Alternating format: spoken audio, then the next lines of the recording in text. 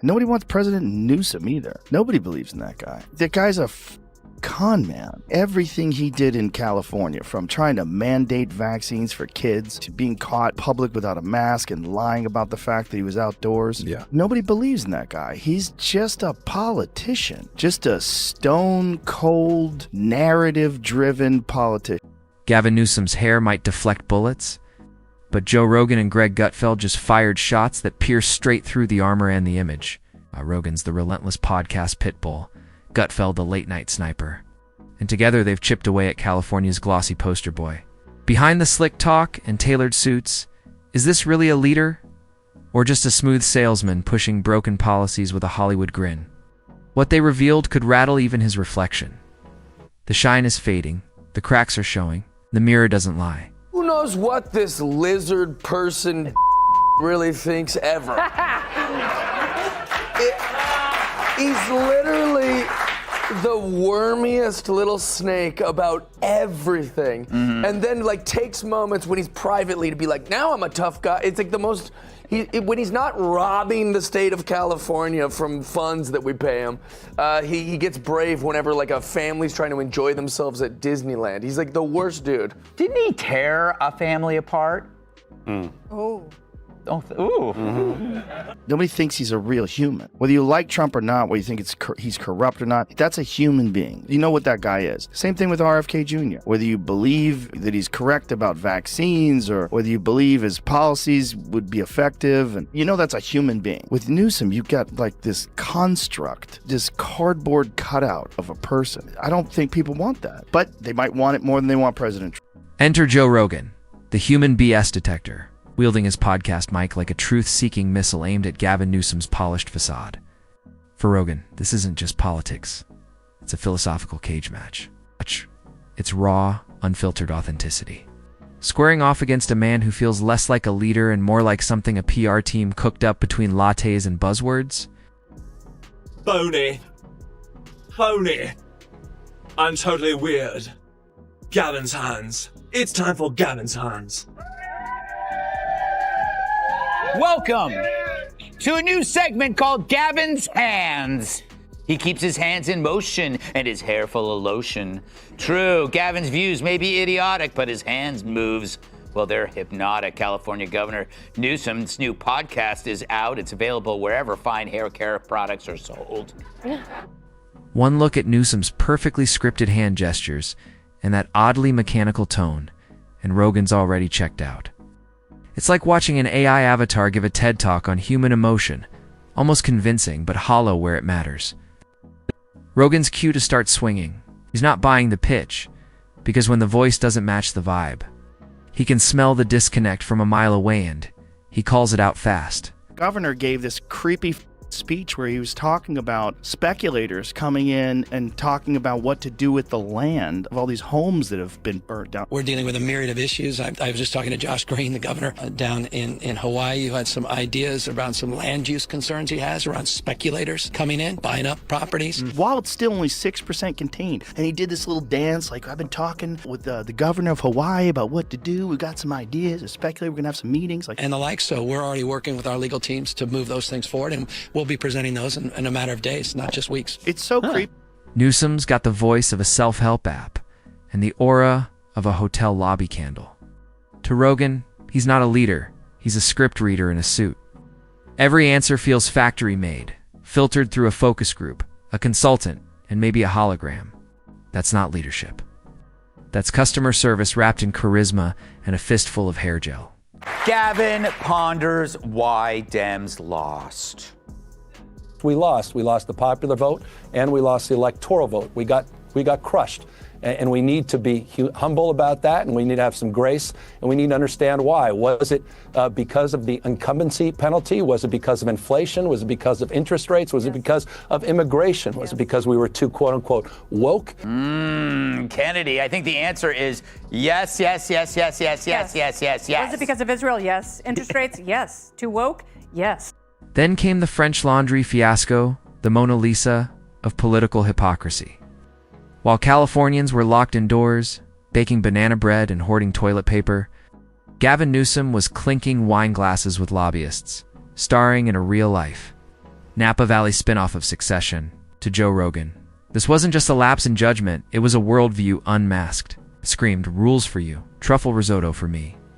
Suddenly, Newsom wasn't just phony. He was proudly, unapologetically, fake. The kind of leader who preaches lockdowns from the podium, then dines maskless under a fake name in a 5-star restaurant. That's when Rogan grabbed the mic and dropped it. Leaving California wasn't just relocation, it was protest. Middle? Finger to the double standards, the hollow messaging, the Instagram illusion of progress. Because to him, California had become a high-gloss catastrophe estate that looked like a dream on social media, but felt like a nightmare in real life. Streets of LA resembled post-apocalyptic film sets, sky-high taxes, businesses in freefall, tent cities doubling as sidewalks. Rogan saw a place with the budget of a country, but roads that could double as whitewater rafting courses. The money flowed, but the progress didn't, and he wasn't buying the illusion. Elon retweets altered Kamala Harris campaign. Gavin Newsom said that you shouldn't be posting this. That we're going to make it illegal, and I'm going to sign a law. And then he says, I checked with renowned world authority Professor Sugon D's nuts, and he said parody is legal in America. Oh my God. Hilarious. We don't deserve him. Hilarious. What a wild dude. Wow. What a wild dude. Because he's not scared of those folks, because he's the richest man in the world. And yet Newsom struts onto every stage like he just cured climate change and ended world hunger on his lunch break.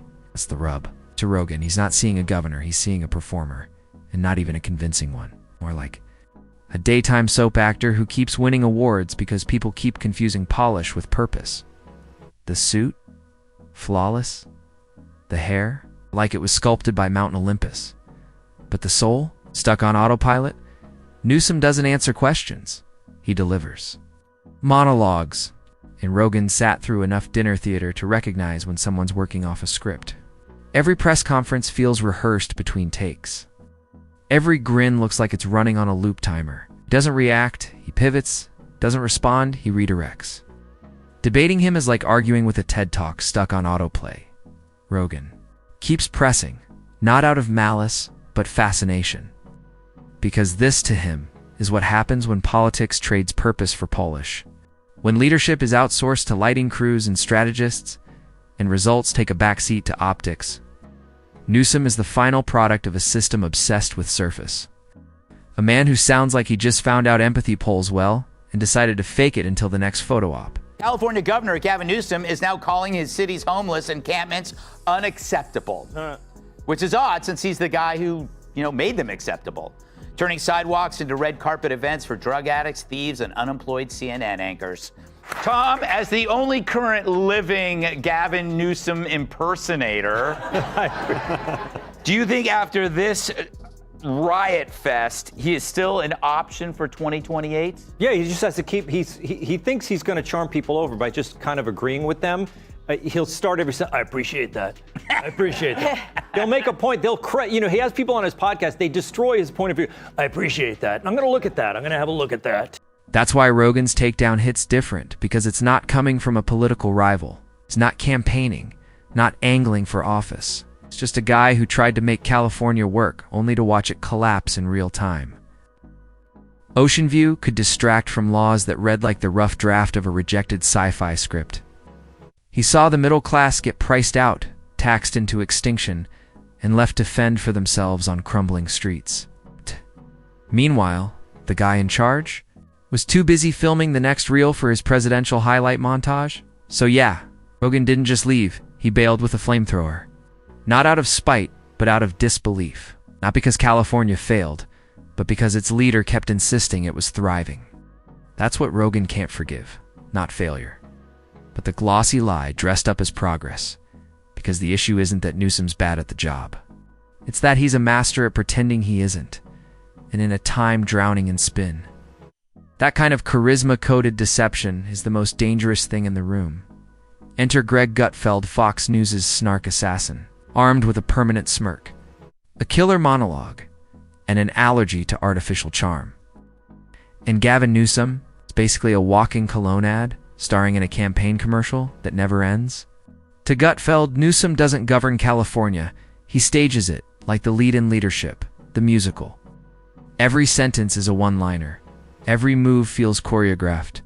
He's not leading, it's auditioning. Constantly. These people their houses have been burned, all their childhood memorabilia, all the stuff for their kids, the photos, everything they have is gone. All heirlooms, their mother's wedding ring, that kind of everything's burnt to the ground. And this guy's like standing in front of all this stuff, and he's got a smile on his face, and he's talking about land use. Here's where it gets savage. Gutfeld doesn't just mock Newsom's style, he weaponizes it.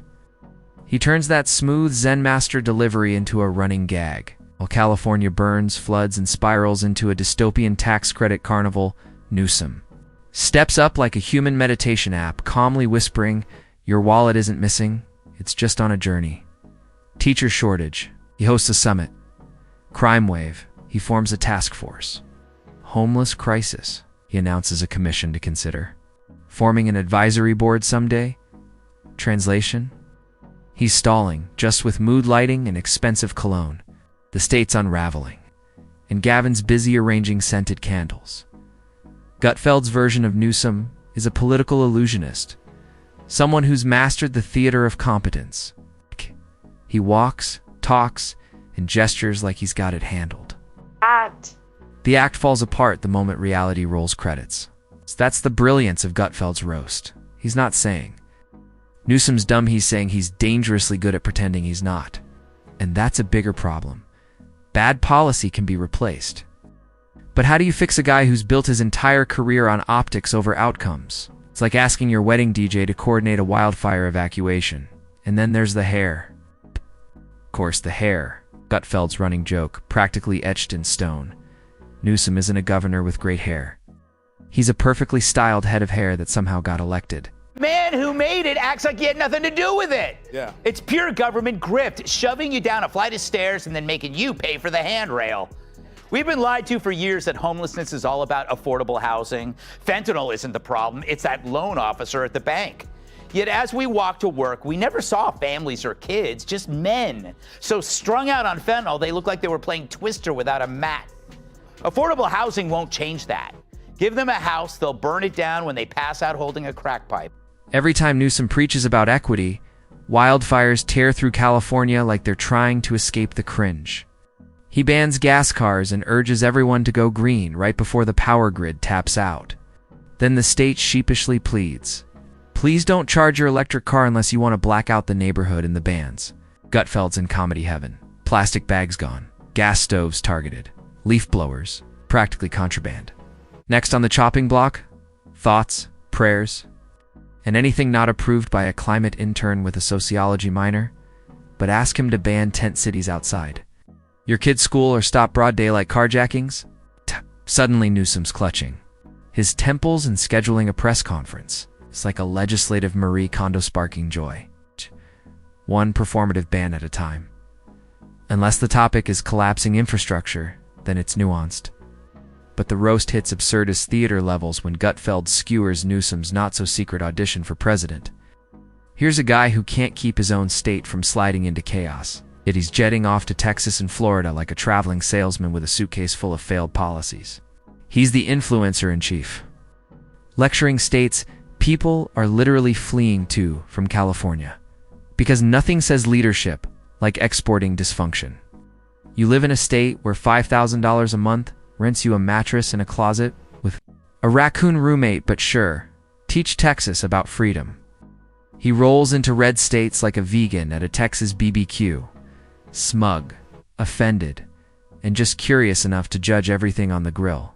We're going to move forward on that. These people lost their homes. A lot of those people don't even have fire insurance because the fire insurance pulled out of California. I think like 69% of fire insurance pulled out of California because they're like, this is too crazy. Like, you guys aren't doing jack to manage this. You're not clearing the brush. The amount of money they could have saved by just clearing brush, by filling the reservoir, that 11 million gallon reservoir was completely empty during the time of full fire season. Like, why didn't you fix that? Yeah. And the irony? It's thicker than the hair gel holding Newsom's perfect coif in place. He slams book bans in other states while ignoring the dismal literacy rates in his own backyard. It's like lecturing your neighbor about their dandelions, while your own house is disappearing into a sinkhole, that's when Rogan and Gutfeld, two guys from opposite ends of the media galaxy, suddenly find themselves paddling the same canoe. Not because they planned it, but because the target is just that glaringly obvious. At a certain point, it stops being about policy and starts being about performance. And both of them can smell the fake like a forgotten carton of tofu in an artisanal fridge. Rogan brings the raw nerve of someone who lived it. He didn't just read headlines, he dodged the potholes, paid the absurd taxes, and finally noped. Out of California like he was escaping SimCity, woke apocalypse edition. He's got the receipts, the scars, and maybe even the PTSD Gutfeld. He's got the scalpel and the smirk. Where Rogan swings haymakers, Gutfeld slices you apart with sarcasm. He doesn't yell, he shrugs, smirks, and turns your talking points into punchlines. Together, they're political mythbusters. One lights the fuse, the other roasts the explosion. And when both are roasting you in unison, it's not random, it's a siren. Because when a former Californian and a Fox News comic start singing in harmony, odds are your carefully polished image just officially expired. Gavin goes full bag. Jeff, while J.D. Vance was visiting Disneyland with his family, Gavin Newsom criticized him on X, writing, "Hope you enjoy your family time, J.D. Vance. The families you're tearing apart certainly won't." So stupid. Do you think he really meant that? I don't think when he said enjoy it, I don't think he did. Gavin Newsom is that image, not a man, but a brand. The Amazon Prime version of a president. Fast delivery, sleek packaging, and somehow still leaves you disappointed. His flaw isn't that he's too liberal or too progressive. It's that he's too rehearsed, too camera-ready. He's the guy in a zombie movie who's clearly been bitten, but keeps insisting he's fine smiling for the news crew while the crowd yells. Dude, your arm's hanging by a thread. His takedown lands because it cuts deeper than politics. It speaks to a cultural burnout with phoniness. We're in an era where voters are so exhausted by polished pretend that even a shirtless XMA commentator starts to sound like Socrates if he's speaking from the gut. When someone like Newsom enters the frame-perfect hair, perfect suit, perfect script, people don't lean in. They roll their eyes. We've all seen enough blooper reels to know when someone's just reading lines. That's what makes Rogan and Gutfeld so effective. They didn't expose a scandal. They exposed a vibe. A high-def hologram of leadership. A governor who looks like salvation, governs like a keynote speaker battling a charisma drought. This isn't just about Gavin Newsom. It's about the slow implosion of a whole genre of politics, the airbrushed kind that dazzles on MSNBC, but collapses under real-world daylight. As always, when a far-left Dem runs for national office, he acts like a Republican. This is where the left is really pro-trans. Suddenly, they grow balls. So Newsom is fed up with tent cities, the crime, the urban decay? No, he's not mad about that stuff. He's mad you noticed. It's like a criminal telling a jury he's sorry he robbed 25 banks when he's just sorry he got caught on the 26th. Because this isn't some spontaneous crisis. It's a man-made disaster like Chernobyl or Fox and Friends. It's about voters fed up with politicians chasing applause instead of accountability. This roast hits because it speaks to fluent dialects of truth, rage, and ridicule. Rogan delivers the gut punch of lived frustration while Gutfeld raps the same message in a glitter bomb and hurls it through the glass of Newsom's curated reality. Together, they don't just mock him, they unmask him. A projection.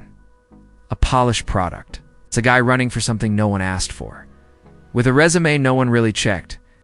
And the final blow, the one that lingers, isn't a scandal or a soundbite. It's the slow realization that Newsom was undone by the very thing he trusted most, the mirror. Because when the laughter fades and the clips stop rolling, all that's left is a flawless image with nothing real behind it.